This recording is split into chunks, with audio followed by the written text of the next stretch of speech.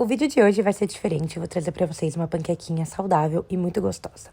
Eu fiz pra mim e pro meu namorado, então talvez os dois, mas é um ovo, uma banana, uma colher de sopa de farelo de aveia, coloco umas gotinhas de adoçante, porque eu gosto de tudo bem docinho, mas isso é opcional, e a gente põe na panela, ajeita direitinho pra ela ficar bem redondinha, e aí a hora de virar, que sempre dá medo, né, mas deu tudo certo, um pouquinho de mel ou algum tipo de mel que você tem aí, desses mais fits, um pouquinho de granola, e eu finalizei com framboesas frescas que eu adoro.